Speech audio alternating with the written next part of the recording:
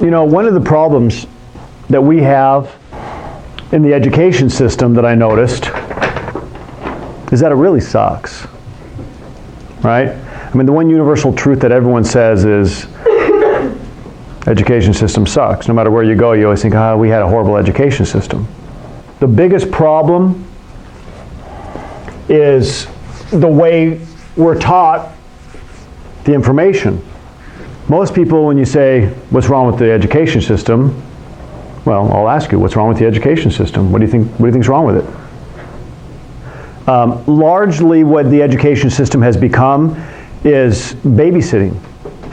The problem that most people don't realize is that the education system is really, what the hell do we do with our kids? So we house them. While they're there, we try to keep them from killing each other, number one. Number two, we try to keep them from making babies. And then number three is if there's time left over, we might be able to try to teach them a thing or two. I've talked to several kids about this, and they say, here's what happens in high school. They show up, the teacher hands out a worksheet, and the teacher sits down and goes on the computer, and the kids do their worksheet, and the teacher's playing solitaire, or the teacher puts on a video of some World War II crap or something, and then they sit down, and there's no teaching, there's no lecturing or teaching going on at all. The teachers don't teach. The teachers sit and house and babysit. Just so you know, that's not going to happen here. I follow the old school way, which you guys are going to rue the day you came into this class, but the Socratic method. That's the only way to teach. And if teachers don't use the Socratic method, then it's a complete waste of time.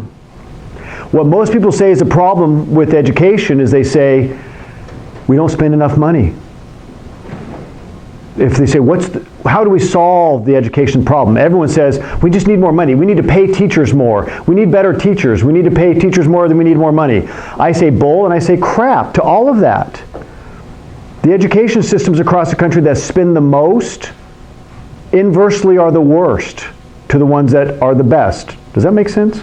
The ones that spend the least are the best. The ones that spend the most are the worst. You know who spends the least amount?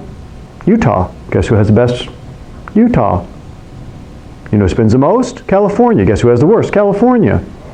And New York has the worst, and they spend the most, and so on, right? It's just it's an inverse sliding scale of the more money you spend, the worse education you have. So if it were money, great. But it's not, and it's not technology. That's a bunch of crap also. The smartest people ever didn't have any technology. I'm not going to have that stupid thing come down, and then I'm going to stand over here, and you're going to have a little slideshow, and I'm going to go, and I'm going to read. Most of your professors are going to do this. They're going to get a little slideshow, and they're going to read, and then you're not going to listen to a damn thing they say, because all you're going to do is look at the screen and write down what's on the screen, right? And then the screen flips over and you just write that down, and you think, why don't you just email this to me? In fact, you say to them, right? Can you email this to me? And they go, yeah, and you go, good, I can just leave then.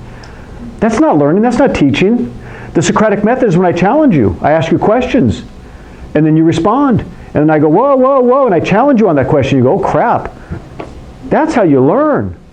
Why would you have a professor if the professor's not going to stand up and lecture and teach and challenge the students? And the most important aspect is to relate it. Here's the problem. See, we homeschooled the kids. A, because I'm an elitist scumbag. B, because of the socialization issue. And most people say, well, you know, you just homeschool your kids and they're not going to be socialized. And I say, good. The last thing I want them to do is come home sharing the Man from Nantucket limerick or something. Instead, they were in Shakespeare Club, and they did several Shakespeare plays where they would get on stage and memorize Shakespeare plays, and they did science clubs, and they did language clubs, and they were socialized like crazy because all these other homeschool kids were in these clubs, and they got together and they did all those things together, and they were socialized with other homeschool kids, and they scored way off the charts on the SATs. Why? Is it because they were homeschooled? I don't know. They didn't care. That's right. It has nothing to do with homeschooling. I think it has to do with parental involvement. Guess who's the most involved with the kids' education? Homeschool parents, right? 100% involvement. Do you know how much time we would spend with, air quotes, education? How many hours a week do you think we did that? 3 hours a week. Our kids scored way off the charts. You know why? Because it's a waste of friggin' time. Most of the stuff you learn in basic education, elementary education, is life skill stuff. Most of it. And you never learn it. Because when you went to math class, guess what you learned? Algebra. Yeah, math. And when you went to history, guess what you learned? You learned history. Yeah. Stick with me. And when you went to science class, guess what you learned? You learned about science. When you went to English, you learned English. And people had this idea that what you do is you get all the students and you teach them a little bit of all of this stuff every year, and then you get progressively more difficult as time goes on, and you teach it to them every year, the same thing. Guess what? We don't learn that way. We didn't start teaching our kids math until they were probably junior high. Math is difficult. They're complex ideas that are for more mature, complex brains. And guess what? They just picked it up and caught up super quickly. Learning is like a river. There's times when it speeds up, and there's times when it opens wide and slows down, or there's times when the little eddy is spinning, and then there's times it goes off a cliff. That's what education is like. Learning is the same way. You can't just get in there and go through a conveyor belt and everyone goes along the same speed at the same time. That's absurd. But the reality is you have to do it that way. Why do we have to do it that way? The government's in charge of it. Anytime the government's in charge of something, they have to categorize, identify. Think about the military, right? You can't individually create stuff, but when you homeschool, you can individually do it. And think about anything the government does. Same way, right? Go down and get your driver's license, pick a number, get over, start mooing like a cow as you wait in line, and you sit and I mean, everything. Can you think of anything the government does that isn't that way? So here's the problem. They say we need all this information, and the brightest minds in the world said, what we'll do is we'll learn history in history. Life isn't that way. You don't learn math and math. Because when you learn math and math, what do you learn? You learn the formulas.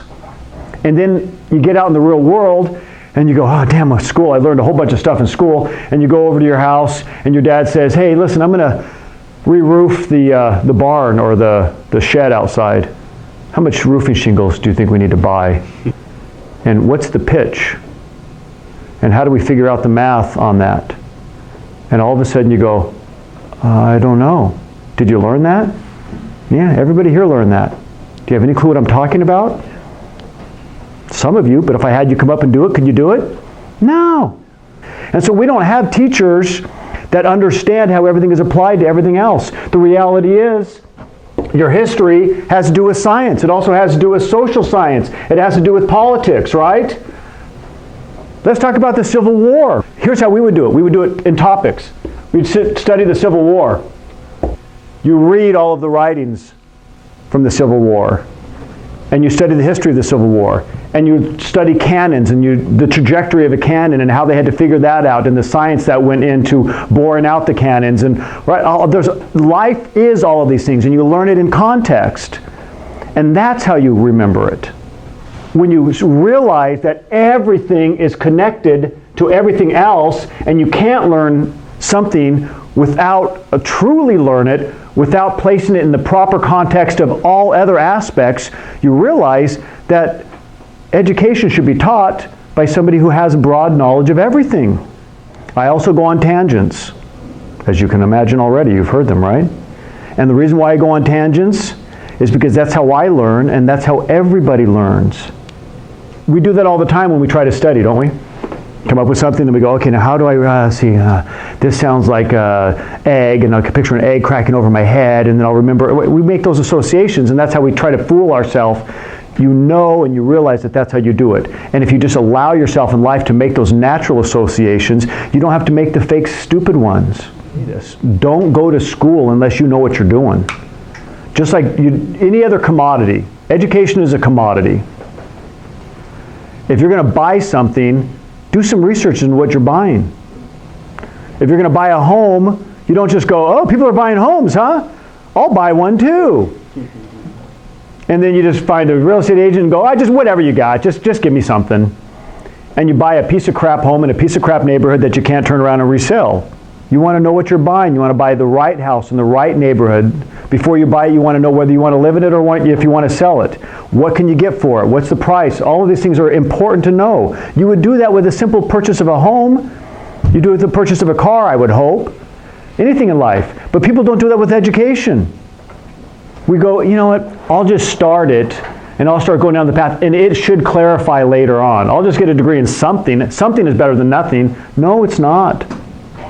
You leave a job working at TJ Maxx making $10 an hour, you get a degree in sociology, and you go back and ask Steve if he'll give you your job back at TJ Maxx with a degree in sociology with a student loan of $400 a month. Be very careful of what you're buying. Know what the value is and know what you're going to do with it. Having a degree doesn't of itself get you any more money in jobs, unless you're in the government and there's a formula that they go through and they say, okay, if you have a degree, then I check the box and I have to give you a raise. And, I mean, something like that, then great. Okay, you have to jump through the stupid, arbitrary crap. But in the real world, where you're getting paid for your real talent, your degree is only as valuable as your employer thinks it is.